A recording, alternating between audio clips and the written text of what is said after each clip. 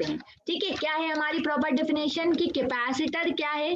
ठीक है, अगर मैं क्या हूँ व्हाट इज कैपेसिटर, तो कैपेसिटर क्या होगा, अगर मैं Q चार्ज ले रही हूँ ना, अगर मैं चार्ज को Q से डिनोट करूं और V को किससे डिनोट करूं, मैं पोटेंशियल डिफरेंस से डिनोट करूं, तो मैं ये कह सकती हूँ कि जो हमारा पोटेंशियल डिफरेंस है वो डायरेक्टली प्रोपोर्शनल है चार्ज के। अब हमें मालूम है कि जब भी हम ये पोटेंशियल डायरेक्टली प्रोपोर्शनल का मतलब सबको पता है ना, एक चीज इंक्रीज होगी तो दूसरी चीज इंक्रीज होगी। तो जैसे ही मैं ये डायरेक्टली प्रोपोर्शनल का साइन हटाती हूँ तो हमें क्या मिलता है, कांस्टेंट मिलता है।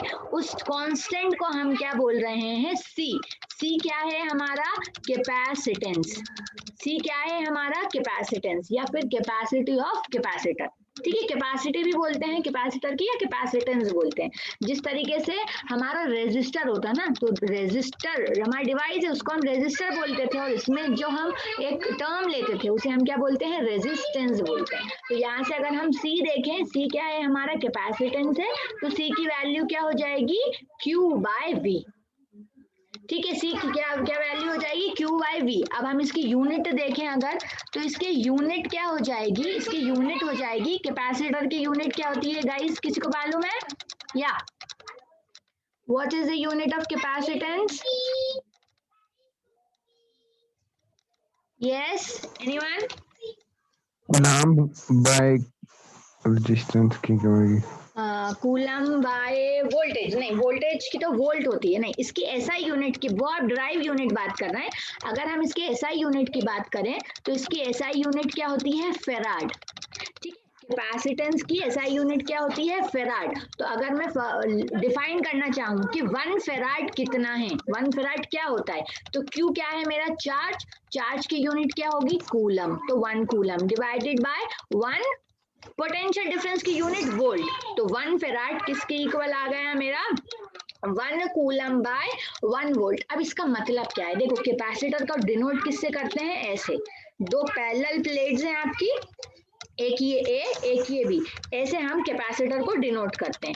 ठीक है, एक पे कौन कुछ चार्ज होगा, मान लो इस पे पॉजिटिव चार्ज है तो यहाँ हमारा क्या होगा, नेगेटिव चार्ज होगा। ठीक है, ये क्या है हमारा कैपेसिटर है। अब अगर मैं ये बोल रही हूँ ये कैपेसिटर जो है 1 फेराड का है, तो इससे क्या समझ में आ रहा है मुझे, क्या मतलब है कैपेसिटर का 1 फेराड का होना, इससे आप क्या समझ रहे हैं, इसे हम किससे समझते हैं, इस फॉर्मूले से समझते हैं।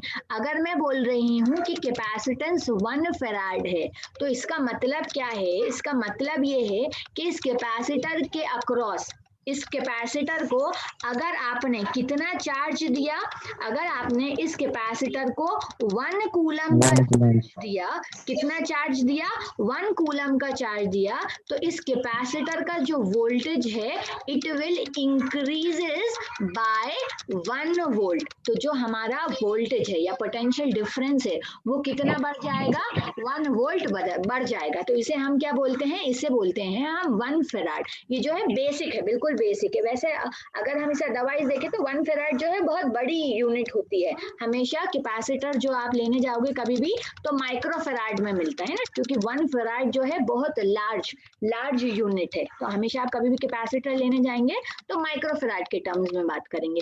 ठीक है, समझ में आया, ठीक है। मुझे क्या जानना है, इसका कैपेसिटेंस जानना है सीरीज कॉम्बिनेशन में। तो क्या करें, हमें मालूम है कि चार्ज और वोल्टेज में से एक चीज डिवाइड होती है। देखो यहाँ पे चार्ज डिवाइड नहीं हुआ, इसका मतलब सीरीज में हमारा पोटेंशियल ड्रॉप होगा, तो यहाँ पे वोल्टेज V1 हो जाएगा और यहाँ पे क्या हो जाएगा, वोल्टेज V2 हो जाएगा।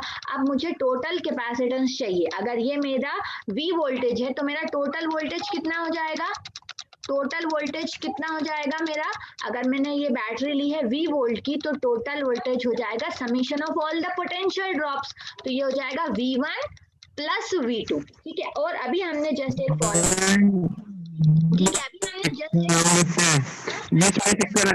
चार्ज से इन्फ्लो नहीं करेगा इनमें, देखो मैम ये charge by C1 plus 1 by C2। Okay clear, parallel में ज्यादा नुकसान नहीं होएगा जी।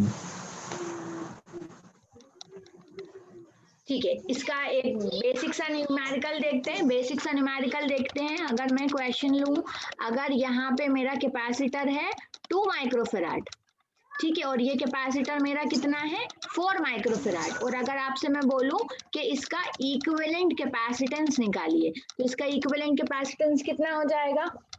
इसका इक्विवेलेंट कैपेसिटर हम कैसे निकालेंगे? सीरीज कॉम्बिनेशन हमें मालूम है, 1/c equivalent 1/c1 plus 1/c2। ठीक है, ये फॉर्मूला पुट अप कर दें। इसीलिए आप क्या करो, इसको और सॉल्व कर सकते हैं, या इसे हम और सॉल्व कर सकते हैं। तो देखो ये यहाँ हो जाएगा C2, क्रॉस मल्टीप्लाई करेंगे, ये हो जाएगा C1 divided by C1 into C2। अगर दो का कॉम्बिनेशन आए तो C इक्विवेलेंट निकालने के लिए क्या करो, पहले दोनों को मल्टीप्लाई करो और फिर दोनों को ऐड कर दो। लेकिन ये जो मेथड है, ये जो शॉर्ट ट्रिक है, सिर्फ दो के लिए वैलिड है। अगर आपके पास दो कैपेसिटर है तो पहले क्या करें, इन दोनों को मल्टीप्लाई कर दें, तो 2 4 जार कितना हो जाएगा हमारा 8, फिर दोनों को क्या कर दें, प्लस कर दें, तो 4 + 2 हमारा कितना हो जाएगा 6, तो 8/6, तो कितना आ गया 4/3। तो C इक्विवेलेंट मेरा कितना आ गया 4/3 फेराड।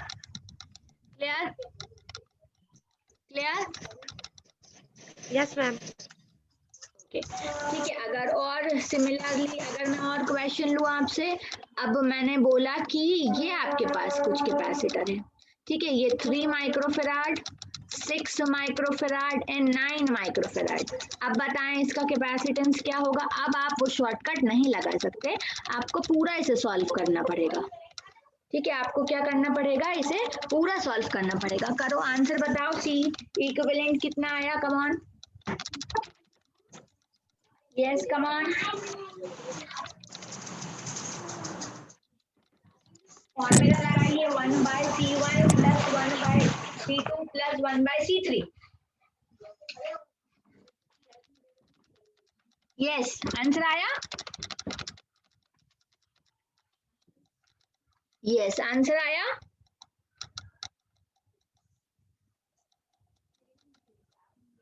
Any answer?